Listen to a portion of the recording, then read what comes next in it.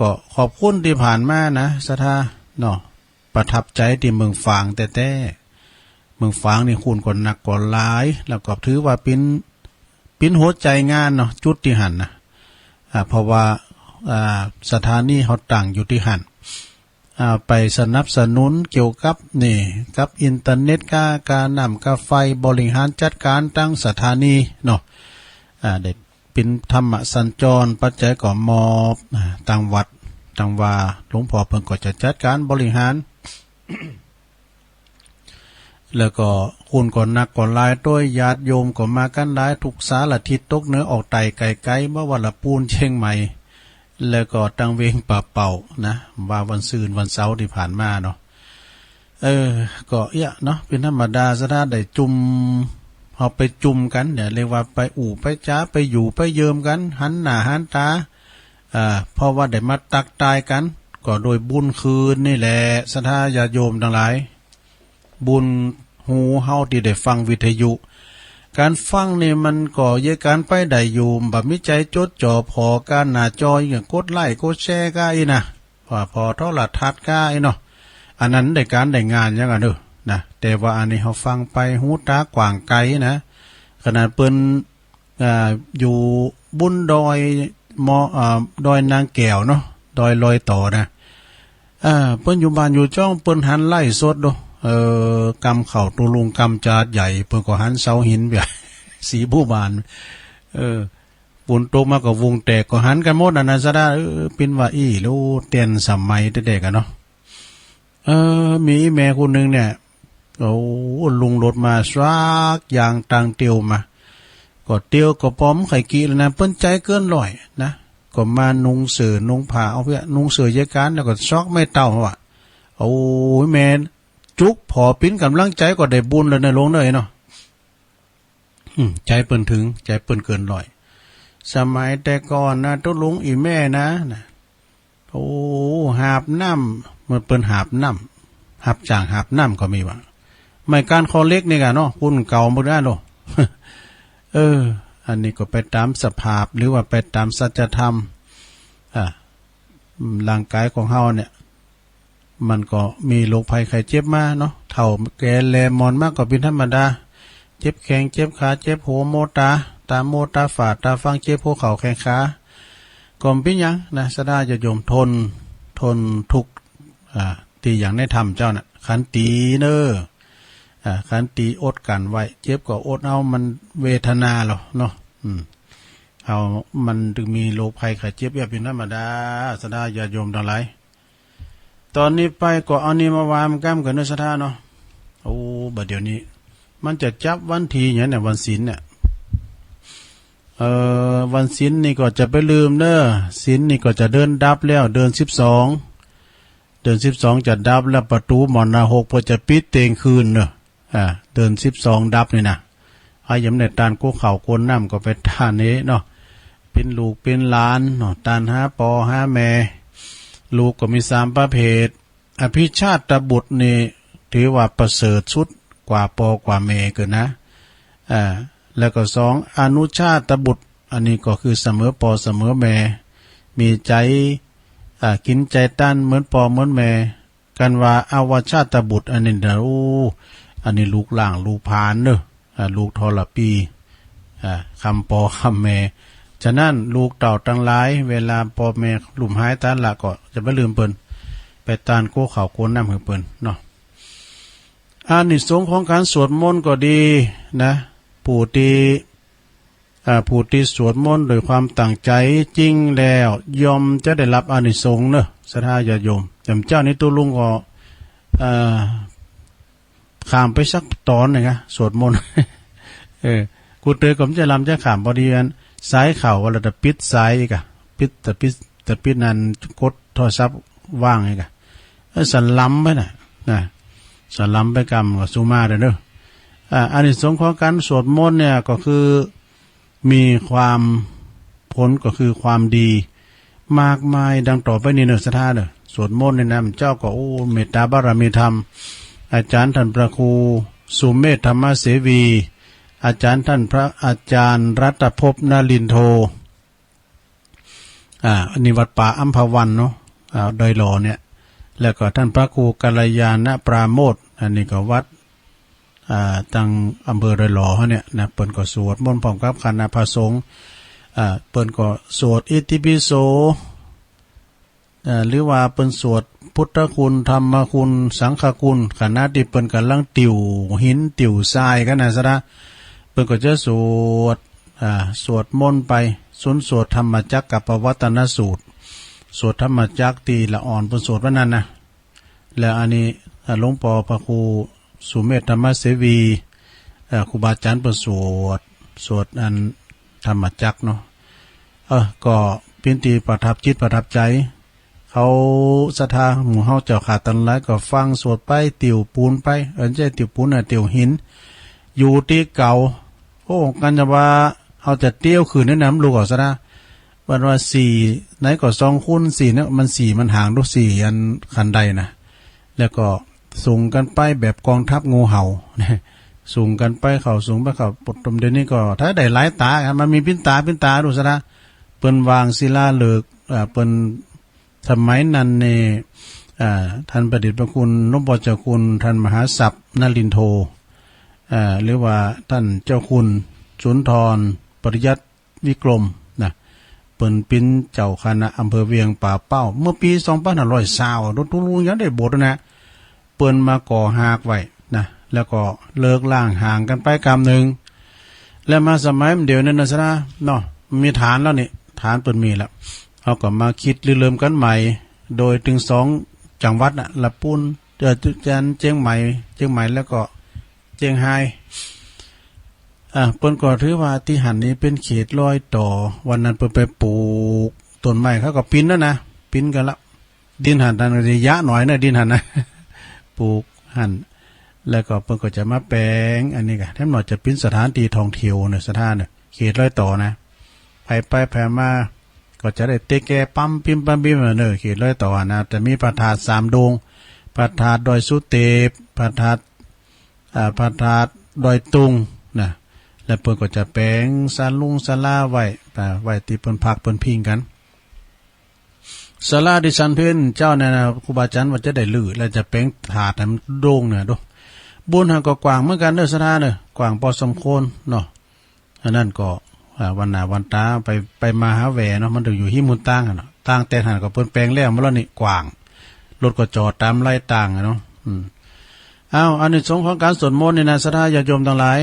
เจ้าก็เฮาก็สวดมนต์กันไป1ทำให้สุขภาพดีนี่สุขภาพพลามัยดีนะศรัทธาอย่างตุลุงวามจ้าไผมาติวปูนนะเนาะเกิดมาภาวะใดจาติใดก็ขอเฮาได้มีสุขภาพพลานามัยสมบูรณ์แข็งแรงเพราะว่าเฮาตานบาดตานแหงเนาะตานบาดตานแหงมีสุขภาพห่างไกลจากโรคภัยไข้เจ็บต่างๆเนาะเขามีพละกำลังเปียงดังจ้างไปศาลนี่ก็พาธนาเอาอันนี้ก็สุขภาพจะดีเนาะแล้วก็2คลายความเครียดนี่ก็คลายความเครียดถ้าว่าเฮาเขตนี่นะซะนะสวดมนต์มันดึงลืมสวดมนต์ใจจดจ่ออยู่ที่บทสวดนะลืมข้อที่เฮาหมางใจติ่มมนใจไปวางนึงนะสุขภาพเรียกว่าคลายความเครียดนะ3เพิ่มพูนศรัทธาในพระรัตนตรัยนี่เกี่ยวเจ้าทั้ง3มีคุณพระพุทธเจ้าพระธรรมเจ้าพระสังฆเจ้าที่เฮาเคารพนับถือคุณพ่อคุณแม่คุณปิตามารดาครูบาอาจารย์ก็จะเพิ่มศรัทธาเพิ่มพูนขึ้นมาแถมเนาะ4เพิ่มพูนขันติบารมีนี่อันนี้ก็เฮาสวดมนต์นะแม่หลวงเขาเลยเคยไปฟังเพิ่นสวดมนต์แตนสวดมนต์ตันนี่นะพุทธาภิเษกเพิ่นสวดมนต์ตันน่ะปูดโรยาวนะซะนะที่หอมได้นักหรือเฮาได้กันนะกันดาว่ามีครูบาอาจารย์เปิ้นมาตั้งสวดเนาะท่านพระครูหลวงพ่อพระครูบอกว่าจะเป็นครูบาตั้งวัดถาดคำก็ดีนะครูบาวัดสลีเตก็ดีเนาะที่เปิ้นสวดมนต์เก่งๆนั่นน่ะหลายก็หลายตุนยาวเนอะสถานเนอะก็ไปสวดนี่นะสวดธรรมจักรก็เข้าหันหมด นะกาว่าธรรมจักนี่ก็70,000นะเปิ้นเอาเข้าหานั้นปดต้มหมู่นั้นทำซ้ำยาวนะสถานน่ะเพิ่มพูนขันติบารมีนะแล้วก็5จิตสงบตั้งมั่นเป็นสมาธินี่จิตใจเฮาบอกแวกจิตใจเฮาจะจดจ่อในบทสวดต่างๆจะเป็นสมาธิดีเนอะสถา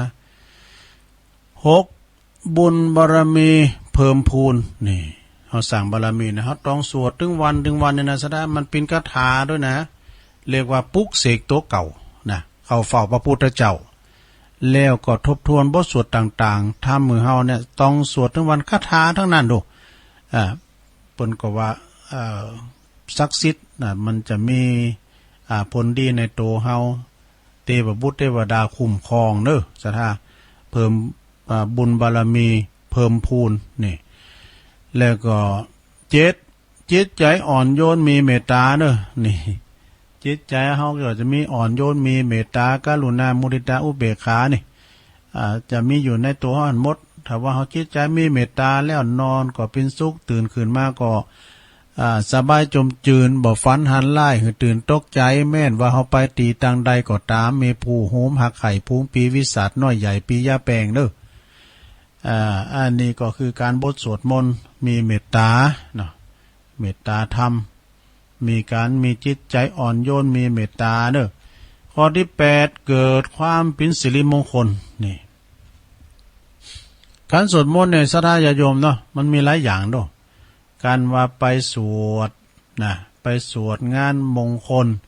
กินแขกแต่งงานคืนเทินใหม่ก็ดีนะทำการพิธีมงคลต่างๆเปิ้นจะบทสวดมนต์ต่างๆเปิ้นมีบทดูนะ12ตำนานอย่างนี้นะแล้วก็สืบชะตาใกล้น่ะชะตาของคุณเฮาเปิ้นก็จะเอาตัจจาอินตะชะตาอินมาต่อยะเทวชะตาก็เทวดามาต่อยเนาะ การสืบชะตานี่มันเป็นขวัญจิตขวัญใจเป็นกำลังจิตกำลังใจสำหรับคุณเป็นพยานเนาะดวงของเฮาเนี่ยมันมีขืนมีลุงดวงดีโด่งดับอยู่ที่ตัวดอเนี่ยนะสถามันบ่แน่นอนชะตาของเฮามันวอกแวกสำเตอก็หลังที่ได้แต่เต็มได้สักกำกาดแก้วไปเฮหลังว่าได้เลขถูกแต่เปิ้นเจ้ามือมจ่ายก็มี บุญมีแต่กรรมมาบังเนาะอันนั้นก็เป็นสิริมงคลนะศรัทธาญาติโยมเกิดความเป็นสิริมงคลอย่าว่าไปสืบชะตาก็ดีอันนี้เป็นสวดมงคลเนาะคืนเทินใหม่ก็ดีสวดมงคลกินแขกแต่งงานชายันโตบทชายันโตที่เฮาสวดกันถึงวันนั่นน่ะศรัทธาอันนั้นบทนั่นน่ะสุดยอดอันนึงนะเอามัดมือละอ่อนก็ได้นอนเมื่อค่ำเมื่อคืนตองนอนฟันให้ก็เอายันตุนก็ดีนะชายันโตก็ดีปุโธมังกละก็ดีหมู่เนี่ยนะเอามัดมือได้โลตัวลุงในกัญญาวานเปิ้นละอ่อนมามัดมือก็เอาปุโธมังกละก็เอายันตุนไงนะใจยันโตพองไงเนาะชยันโตนี่เป็นชยมงคลคาถานะสะเอาพอกะเวลาเปิ้นจะวางศิลาฤกษ์กาเนี่ยเอาแผ่นศิลาฤกษ์วางอะไรตู้เจ้าเปิ้นก็ชยันโตโพธิยากันมันก็เปิ้นยกยอดชัดยกอันจอฟ้าวิหารโบสถก็ดีนะเปิ้นก็จะตีกล้องอุ้ยก็ได้ตู้เจ้าเปิ้นก็ชยันโตโพธิยาเป็นบทสวดที่มันเป็นมงคลเนอศรัทธาเนอต่อไปก็เก้านะเทวดารักษาคุ้มครองเนอเอาสวดกันมันเรื่องเนี่ยเทวดาเนี่ยเปิ้นถึงว่ามีเทวดาคุ้มครองเทวดาไผเทวดามันคุ้มครองเนอละอ่อนเนี่ยตัวมันก็จัดให้นะมันเยี่ยหยังมันเจ็บเป็นอย่างสักเตอเนาะมันตุ่มตำเนี่ยว่าเทวดาคุ้มครองนะละอ่อนเกิดใหม่เนี่ยมันมีเป็นเรียกว่าปอเกิดแม่เกิดมาคุ้มครองกันว่าแล้วเฮาใจใส่ผอมก้อยลูกหลานเฮานะพอเกิดแม่เกิดมันจะน้อยใจมันจะเอาไปอยู่แล้วเอาไปแล้วเอาคืนไปละแล้วถ้าเหมือนละอ่อนไห้นี่จอมเจาะดอยนี่ไปถามหมดหมอ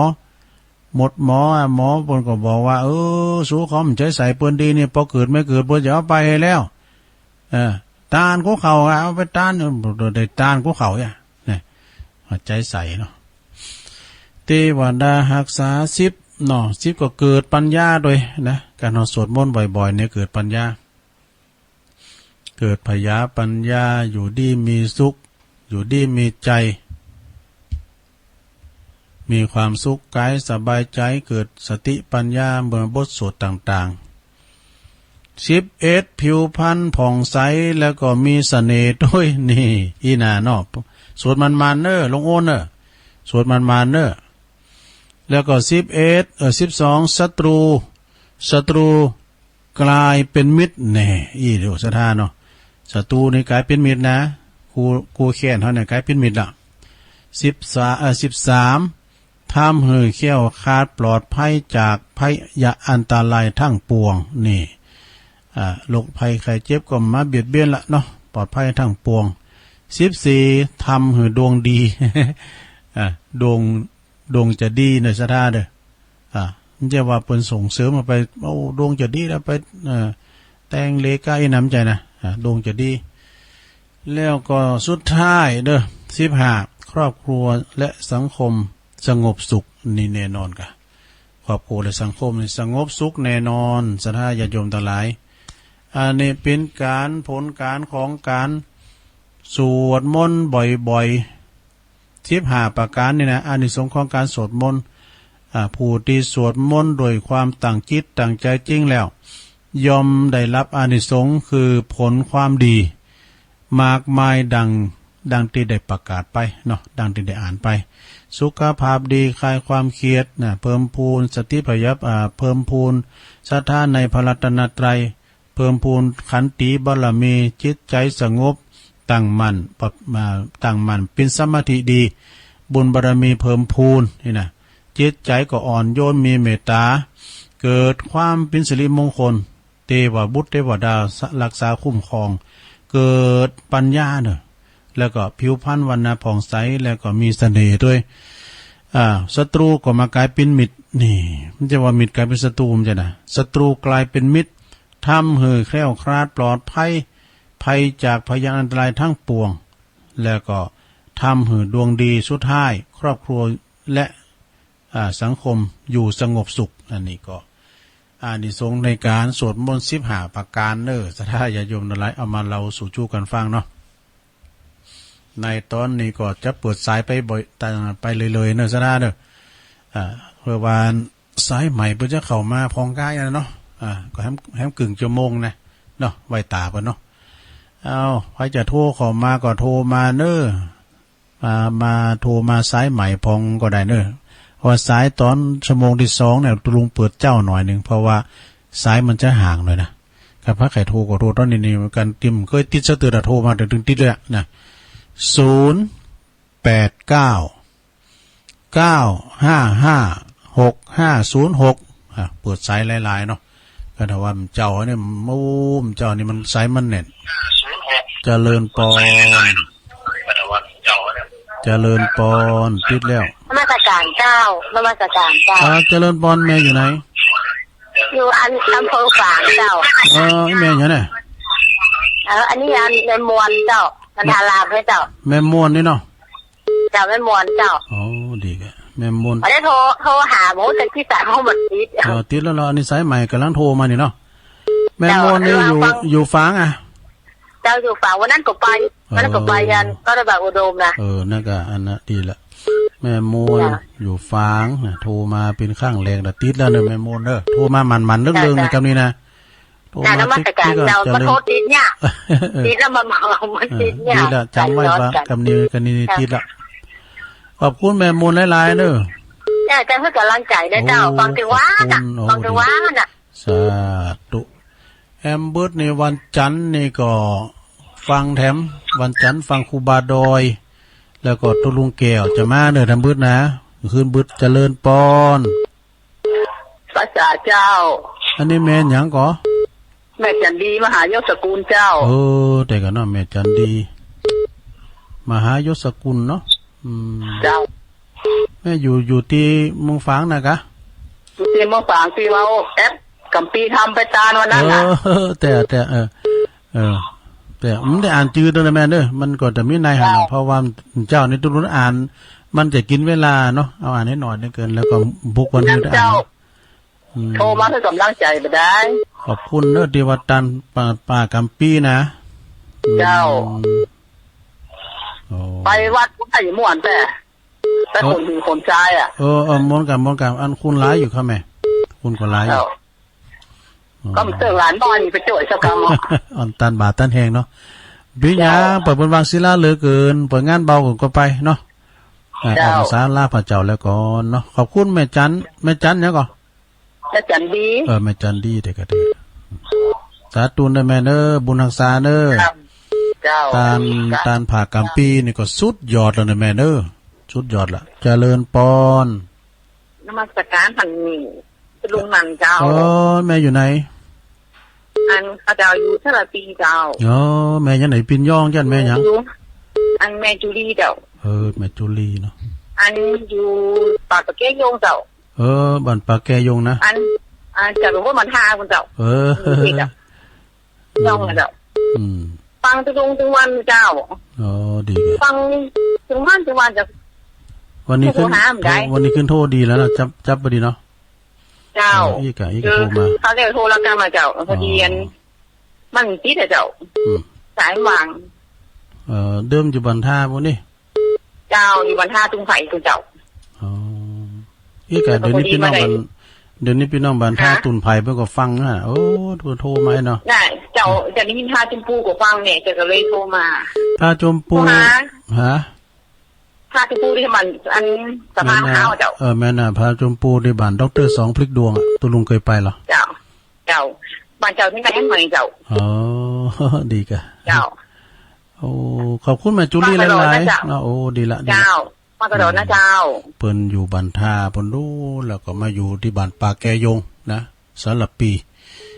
เดิมเป็นคุณบันทาตุนไผ่เจริญปอน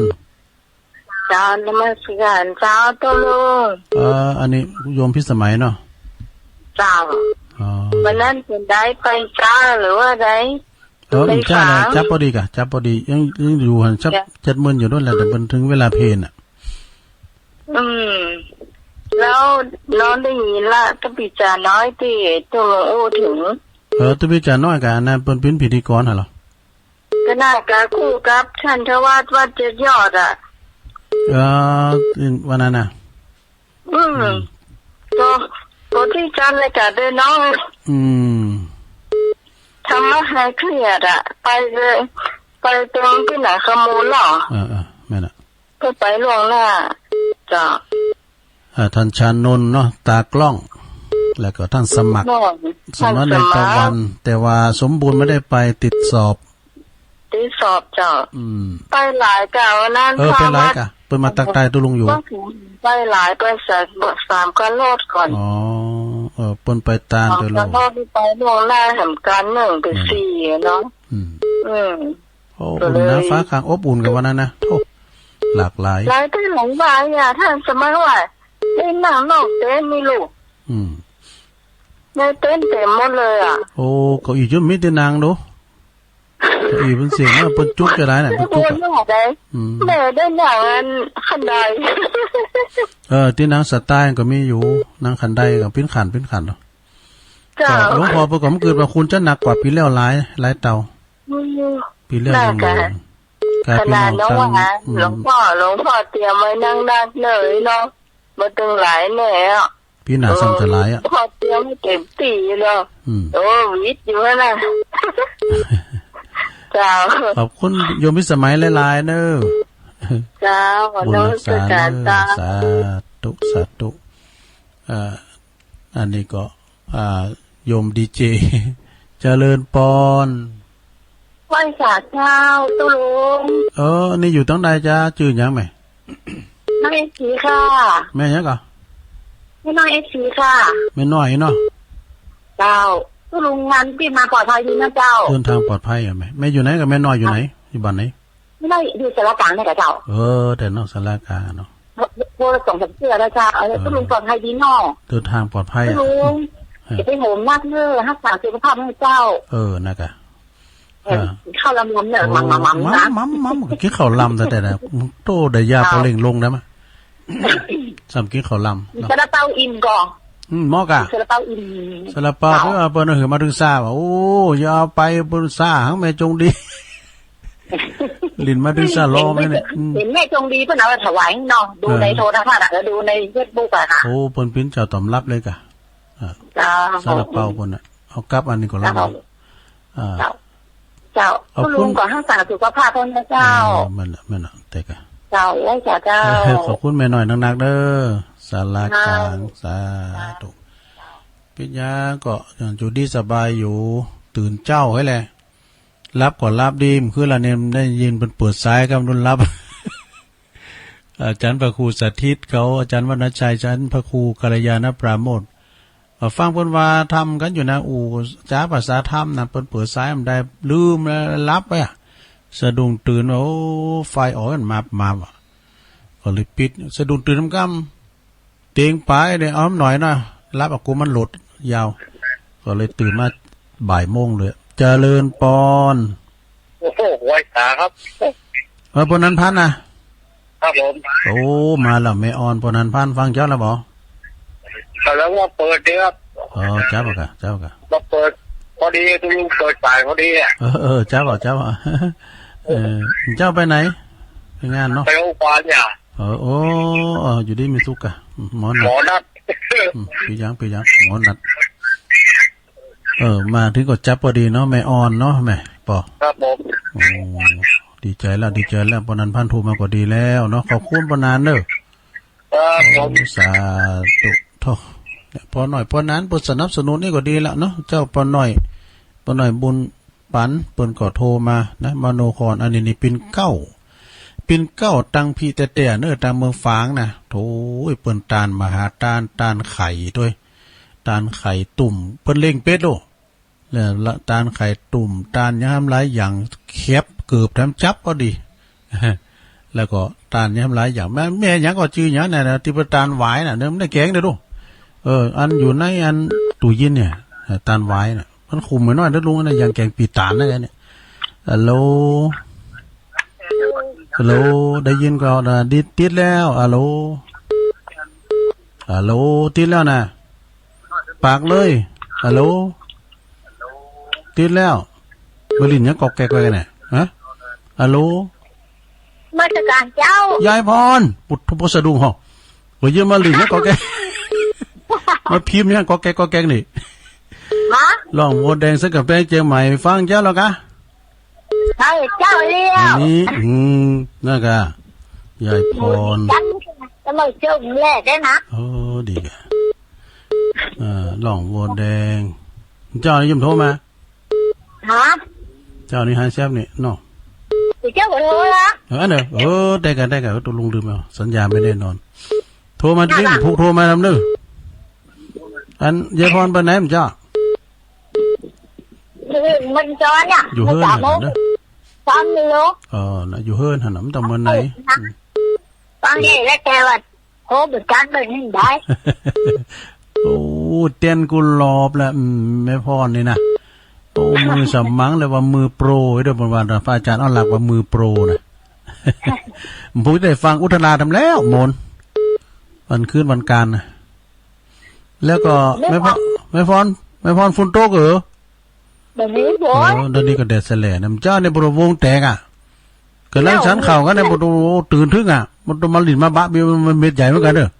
พร้อมกับกำเข่าคือไปจะดีกำเคือนี่มีการนำเนี่ยน้ำฟุ้นนะกันกลางจ่องกินเข่ากันสะท่าไปดินดูกลางจ่องสะท่าเขากลางจ่องกินเข่ามาก่อนถึงได้ในติ๋มนี่เนาะในสลาเนาะทุกลุงก็ถึงสังเกตแล้วนะกระเด็นมันเอาเลยนางฮอนก็ฮอนเนาะก็ลุยลายขึ้นไปทำบุญมาแจ้นบุญนั่งแจ้นพิเศษพวกนี้ติดกับรอยครูบาดอยวันน่ะพวกเอาแต่เฮ้ยก็เดินบ้าบีจังได้เนาะโจ๊กไม่มีฝุ่นอย่างสักเม็ดก่อนไหมเอ้ยแดดแสลนี่เจ้าหามืดจ้ะมันมืดได้ไหมมันตกยายพรอยู่ดีมีสุขเนอะโอ้ขอบคุณสาธุยายวันหน้าไม่เอากะวันหน้าจะไปเอาหายายพรใครหันหน้าหันตาแต่ยายพรเนี่ยตาหน้างามอยู่เนี่ยเจริญปอนกลับไปสาธุลูกอันนี้ก็พรเหมือนกันเนอะแม่พรอันนี้เพิ่นอยู่อุโมงค์ ป่า มัน เศร้า มีพรมีฟานนักนะเจ้า แต่ สโล แม่น จ้าสโลปะทอนนะมาพระบาทหิวพลุงพลังตึงหน่อสุ่มหน่อไม่หวานเลยจ้ะ ปอนทอนมึงอ๋อ ย้มเด็กไปเป็นโทรหานั่นย่อมก็บอกว่าไว้ดาสถานีเนอะมันว่าเอาไว้ปากตั้งฮะหมออีแบบปากตั้งคือท่านไปเหลือนะตะลุงเนาะ เหลือแหละ แล้วที่ติ๊กตอกก็ยังไหนเลยนะพระทอนก็ถึงขับโทรศัพท์เจ้าตะลุง เจ้าตุลุงก็ว่าแม่น่ะเลยนะเจ้านะเจ้ามันอันเป็นอู่ครับเดี๋ยวพระครูนะอยู่ตั้งหลังได้ใครจี้ขี่ข่างเลี้ยวมาเปี่ยมใจจะก็เหมือนลุงทอนหมด คนหมื่นคนนะเจ้าจ้ามีกำลังจัดตะลุงเนอะจ้าขอบคุณหลายๆเนอะ สาธุกราบไหว้สาเจ้า โอ้เวลาก็หลายอยู่นะขอบคุณแม่พรเนอะป่าเสาอุโมงค์ละปูนปุ่นเนอะอันนี้ทรายตั้งละปูนนะในเมืองกลางเวียงละปูนแล้วนะเนี่ยนะที่หันก็ได้ยินจะทีว่าเปิ้นโทมแล้วว่าที่ลานพระแม่เจ้าจำมาเทวีที่กาดน้องดอกมื้อนั้นได้ยินจะทีแล้วตุลุงเนี่ยเขาโทมได้ว่ะอันนี้โชเฟอร์ ธรรม คุณ ดาทันผู้ภูมิ อันแม่อยู่ไหนน่ะแม่ยังไม่ได้ยินมันได้ยินกะเฮาได้ยินจะทีแล้วแม่อยู่ไหนจ้าแม่ชื่อหยังยกให้ถามตุลุงมาได้ว่าลูกอันยมใบพาดจังหวะนี่นะ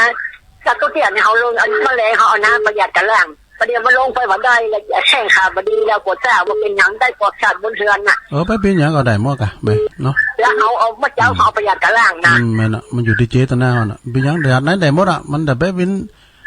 ไปลุงไปที่มันแข่งขามใครดีนะแต่ปิดโตดเอาสังขารไว้ก่อนเนาะอย่าตั้งแข่งขากับแข่งขากับดีเตี้ยวสามขาแม่อยู่ไหนก่อนแม่อยู่ไหนเพราะว่าจะคือเกี่ยวเนี่ยก็ลงก็ประหยัดกันแรงก็จะจดเนี่ยก็ลงมาได้อ่ะก็จะจดเนี่ยก่อนเป็นหยังเนาะเป็นหยังอีกแม่ชื่อหยังก่อน What is your name มันหูลืมนะแม่เจ้าแม่เนี่ยเขาไม่ฟังเราเลยอ่ะเจ้านี่มาจัดการเจ้าน่าเริ่มหูกันไม่ได้โทรไปหามาได้มันดีกันมันตอนต้นนะมันถอนหูทำดีเขาเนี่ยยินดีเลยแม่เนอะแม่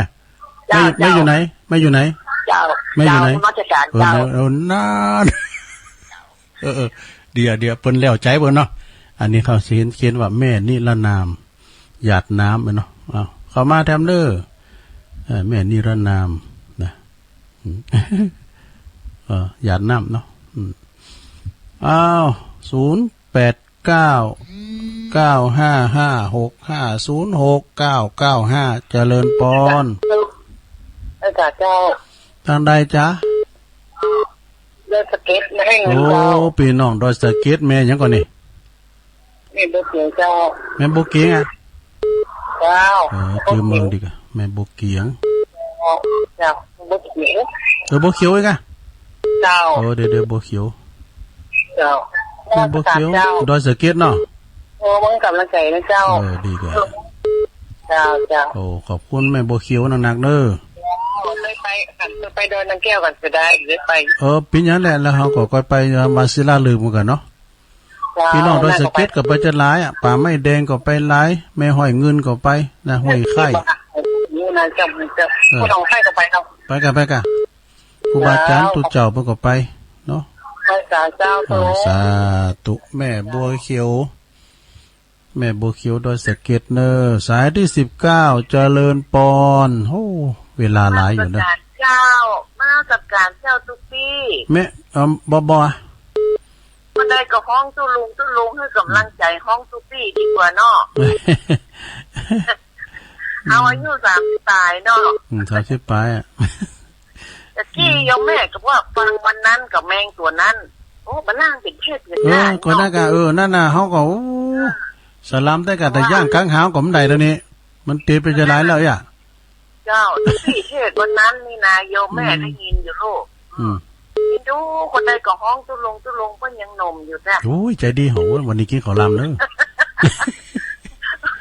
แม่อยู่ไหนก่อกับแม่เหมือนเดิมนะก็บ่นะ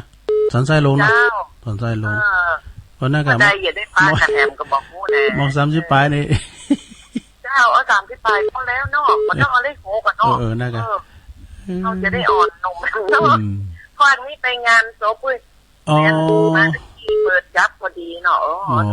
ไปงานเขาดำมาเนาะดีกะไม่เป็นหยังวันนั้นก็คนเท่า90 ปลาย80 ปลายตายอ่ะงานเขาดำอ่ะว่าลุงก็วันนี้ไปเปิดที่ไหนที่ดอยสะเก็ดกับเจ้าวันนี้ไปเปิดว่าไปปิดซบอันตุลุงดมกะตะปุญโยปนอายุ65พรรษา32อ่ะเนาะแม่ไปกันลังเสไปแต่10 วันไปว่ะ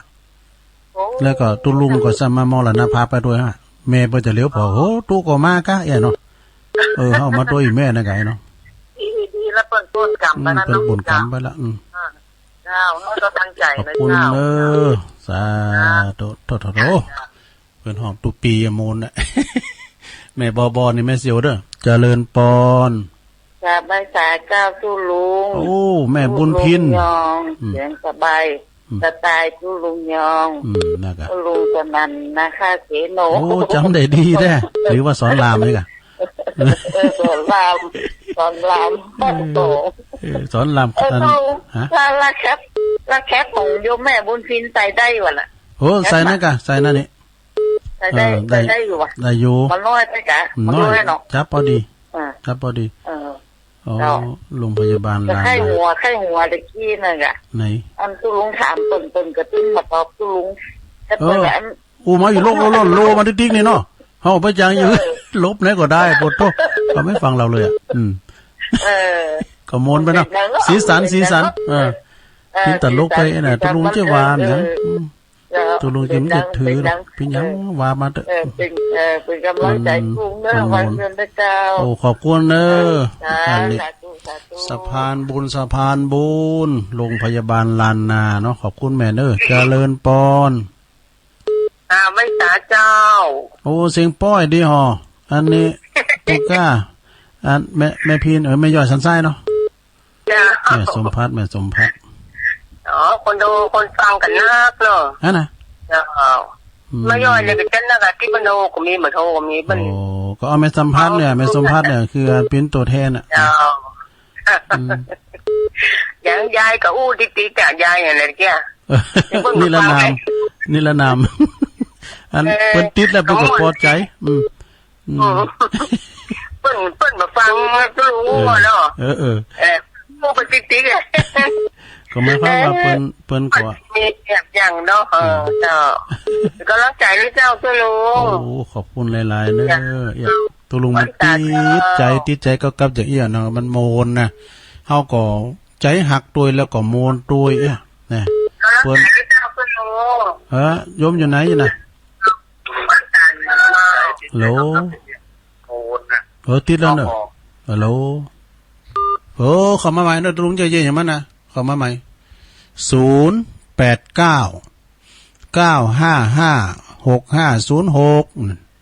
นำใจตัวลุงเนี่ยเขาโทรศัพท์เขาวิทยุปุ๊บนะที่ผมว่าเนี่ยแต่เปิดสายทีๆนะมันไม่มีสาระให้ลุงเลยเนาะปัจจุบันเนาะมันโมนนะโทนมามาแล้วนะเนาะ403เลยนะมาเดิมต้องเกรงใจเนอะเวลาเลื่อนลายอยู่เจริญปอนเจ้าตัวลุงแม่อยู่ไหนแม่อยู่ทำกับเต้าแม่ประกันแม่ยังก็แม่ไปทำตับแม่ทำตับเต้าเนาะเพื่อทำตับเต้าดันเจียงดาวเนาะอำเภอชัยประการชัยประการเลยเนาะสมาร์ทชัยประการเขาว่าทำตับเต้าเลยนะมันดึงกึดวานว่าเนี่ยบทโธวันนั้นยำเต้าเนี่ยนะยำเต้าอึกเลยกินกุ้ยรูบัตรบัตรรูตรงนั้นลำแต่นะมูเหมาะจะได้ไปเป็นจางเยอะของกินเมืองเท่านั้นนะการโลกสาวบาทไปก็ไม่ได้จุลุงเลยสาวบาทได้ไปอยากเนี่ยฮะเนาะมันแบบสบายตัวมันเป็นกระดูกอันแม่ก็อยู่ทั้งบ้านฟังนี่ก็ได้กันเนาะน่าจะเจ้าวันนี้ก็ฟังตุเจ้าพระนายกุต้นกุองค์อันไหนมืดก็ฟังครูบาดอยครูบาเกี่ยวพอเนอะตุลุงดอยตุลุงเกี่ยวทำเจ้าก็มาเป็นตุลุงเป็นก้ามเนาะมาเป็นโคศกหากะ ตุลุงมานิดตุลุงแก้วแล้วก็อันหลวงพ่อหลวงพ่อดอยเนาะตุลุงอุ้ยเฮา เจ้า เปิ้นก็มานะโอ้ยเปิ้นก็ให้กำลังใจคุณที่ทำงานแล้วก็แดดเด้อจองก็เต้นก่อนจะมีตังลุมเลยนะตุลุงก็เอาอันถุงยามปาดมาหากันนอนแล้วก็เตียวขึ้นไปบุญนะกะแล้วก็อันนึกว่าเปิ้นจะเฝ้าไว้กะตุลุงก็ขึ้นไปก็ไปกินข้าวไปบ่ได้ฟุ้นใส่มาบะอุ้ยกูมาเป็นโหงนำเลยเนาะมันหลังเป๊ะมันก็ถุงไง น้ำแกงหัวน้ำปูหัวเนาะ นะกะโปโตเวลาพี่น้องไม่ห้อยเงินเปิ้นเก็บไว้หั่วแล้วก็ปอเสี่ยววีรพันธ์เปิ้นเก็บไว้หั่ว โอ้ยเจ้าค่ะ อันนี้ทำน้อยทำกล่อมตุลุงนี่เป๊ะหมดเด้อเป๊ะหมดอ่ะของดีมีหันจะหลายอ่ะฮะ ตุลุงเตะทำแต่ที่ตุลุงเอามาเตะวันนั้นตามแล้วมันก็ นั่นน่ะกะนั่นตุลุงก็รู้สะดุ้งยาไปว่าแมงปังปอนอันนี้ดูว่า กระม่วนที่ ไอ้ทำเนี่ยมันสีเตียดง่ายเนี่ยพี่ว่ามันกำลังไปลืมไปเนี่ยมันจะดุ้งตอนนี้แมงปังปอนนะกะคนที่ว่าแต่ซาโดแต่ย่าง กระตุ้งม่วนอยู่นะตุลุง เนาะ เจ้าไหว้สาในเจ้า ขอบคุณนะแม่เนอสาแม่ทำตับเต่าเนอกะว่าตับเต่ากันว่าตำเต่ายำเต่ามันลำนะเจริญปอน ครับผมกลับไว้ โอ้ ตาครับ มาแล้วตุนตำรับอุทธาราเนี่ยพระอาจารย์เอาหลักมาแล้ว ครับจะเป็นยังได้ก็แจ้งญาติโยมเพิ่นตึงบัดละตุลุงเพิ่นตึงฟังอยู่ตลอด นะ บ่เป็นหยังบ่เป็นหยัง นะ พอศรัทธาเพิ่นตึงฟังเพิ่นเอามาลืมเพิ่นก็ตึงฟังอยู่ น่าจะได้ว่าเฮาก็ว่าปรากฏว่าตู้นี่มันมีธรรมแล้วก็บ่คือ บ่เป็นหยังเพิ่นบอกว่ากันเพิ่นตึงฟังอยู่แล้ว น่าจะนะครับ ผม โอ้พระอาจารย์เอาหลักฟังเจ้าหลักอะชัดเจนดีเหรอ ครับครับชัดเจนครับ โอ้อุทธาฟังเด้ออุทธารากำลังโมนเด้อศรัทธาเด้อ ครับผมวันนั้นจัดบัดทันถึงอย่างสักคำฟ้าห้องเกินกันเลย ขอลงก่อน อ๋อกำลังนี่ปลอด วัน ภั นั้ ย นค้างประมาณสัก12 นาทีแค่ โอ้ออกก่อนนะได้ ครับ ฟ้า ฟ้าห้อง ห้อง ครับว่าอย่างใดก็บอกให้เข้าแถนวันนั้นนะ แม่นทำกรรมก็ตั้งใจเนาะเอา ครับผม เท่าความให้หน่อยเท่าความให้หน่อยแล้วก็เอามันติ้มใจดิฟังหน่อยฟังแหมก็โมนะอาจารย์เอาหลักเป็นจางว่าภาคตัวอ่ะก็มันเป็นสีสันใส่ ครับเป็นกำลังใจนะครับเด้อ ขอบคุณเด้อ ครับผม สาบุคลากรสำคัญนะจัดมาเป็น10 ปีไปก่อนตุลุงกันนะเนี่ยนะพระอาจารย์เอาหลักเนี่ยโอ้ดีเจเด้อเจริญปอนเจริญปอน ไหว้สาเจ้าไหว้สา โยมอยู่ไหนแม่ โยมอยู่กรุงเทพเจ้า โอ้พี่น้องกรุงเทพสายไกลเนาะนี่เนาะ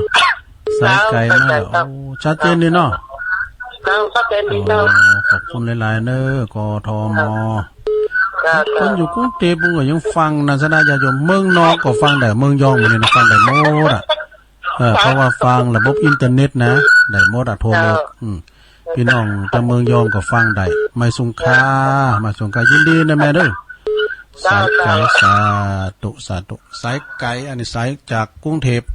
เหลืออีก5 นาทีเข้ามาแถม0899556506เจริญปอน เจ้าไหว้สาเจ้า แม่อยู่ไหน ปะตึงเจ้า ปัดตึงอ่ะปัดตึงไหน แต่เด็กนี้มันเป็นเจ้าของมันใส่แจ็คเกอร์อ่ะ ปัดตึงหัวยาบ ฟั แม่ ง ไหม ตลอดอ่ะเบอร์เจ้าก็ฟังเนี่ย แม่ปัดตึงเนาะ ฟังเป็นโทของมูลหนังไฟย้ายพรหนังมูล ยายพรนะเป็นตัวเขี้ยวตัวลุงได้เนี่ย ย้ายพรของมูลเนี่ยมือคือกับฟังเนี่ยย้ายพรน่ะ เปิ้นนี่โอ้เต็กเก่งขนาดนั้น ขอโทษจริงนี่มาจ้ะอาจจะตัวน้อยเนาะ ก็ฟังเพิ่นซิดแลบไว้นะซิดแลบไว้นะคุณแก่น่ะ อาจจะตัวน้อยที่นี่ ตัวน้อยปิ๊กเล็กนั่นน่ะมันเสียงมนมัน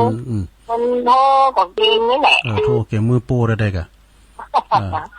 เจ้าจะฟังตลอดเอาพอเตเจ้าของมูลดูวันนั้นเด็กฟังอ่ะฟังวันนี้ของมูลเนาะเราอันนี้ก็ ปัดตึงหัวยาบนี่ก็แม่ทางใด ปลาตื้อหัวยามนะกะ แต่กันเนาะ ฟังตลอดเลยมันโค้งมันสั้นเลยหนู อันถ่ายโทษตันในต้นแรงเนี่ยมาถึงโทษติดเลยแหละมันสายมันห่างเนาะ เจ้า โอ้ขอบคุณเด้อแม่ปัดตึงเด้อหอยยาหอยใสสาแม่อำพรเขานะไอ้เว้งยองเขาก็เนี่ยแม่สุภาพลักษณ์เขา แม่สุพรรณเขาน่ะหายไปในหมดหรือหลงเจริญปอนเจริญปอน โอ้เจ๊ทำก็หม่อนดีนะฟังแล้วฟังแถมก็หม่อนดีเนาะตัวเนาะ แม่อยู่ไหนก่อนแม่หยังก่อน ฮะ แม่หยังก่อน ว่าเจ๊แล้วเจ๊แถมก็ม่วนดีอ่ะโอ้แล้วแหวนแต่เนาะ แม่อยู่อำเภอหยัง อ๋อคือเมืองเนี่ยกันได้4,000เนี่ย โอ้แม่สิพันนะ มันแล้วบ่ได้อีตัวอ่ะ น่ะก็เลยจำเสียงบ่ได้เนี่ยแม่สิพันนะไม่ได้ไปไหนกันน่ะมันจะไปเสือ วันนั้นไปวันเมืองฝางสิกะมา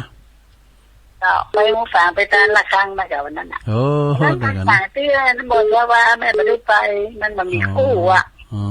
ไปเป็นหยัง เดี๋ยวแม่มันทั้งนี้เพิ่นอย่างไรอ่ะเพิ่นบอกให้ไปไหนกันนะ มันมีกูเด้อเนาะเป็นหยังเขาอยู่บ้านฟัง มัน กัน มีคู่แล้วก็รถก็หายากอย่าไปคนเดียวก็บ่ได้อ่ะ เป็นหยังแม่ก็ต้องฟังวิทยุหันก็แล้วอ่ะเนาะมันแล้วใจเฮา ฟังวิทยุ ถึง นั้น ว่า แม่ไปเจอเพิ่นไปการละครั้งอ่ะวัดห้วยม่วง โอ้ยโมงไหนน่ะฝาง ห้วยม่วงฝางนะเจ้าเลยอย่างก็เลยไม่อายไปอ่ะ เอาไปตั้งตาตอนบ่อ่ะ บริงไปตอนแต่ก็พี่แม่ตอนอยู่ โอ้ยโมงอยู่แล้วเพิ่นไม่ แม่ อ่าน ต นะ อนอยู่น้ำเป็นวัดศพฝางแล้วก็ไปพระธาตุตะตอน ถ้าตะเตาอ่ะไปบ่อยมากเลยอ่ะตะเตาเนี่ย ก็ยินดีแม่นักๆเด้อแม่แม่สิพันในเมืองเนาะโอ้เหมือนกันเด้อแม่ก็อยู่ดีสบายเด้อสาธุเอาทำสายเป็นสายสุดท้ายก็แล้วกันนะเนาะสดาเนาะ สายสุดท้ายแล้ววันนี้ แม่หยังในตอนใด แม่จำสมอยู่ล้างกาดไม่เช้า ไปอู่ยองไปหูเลย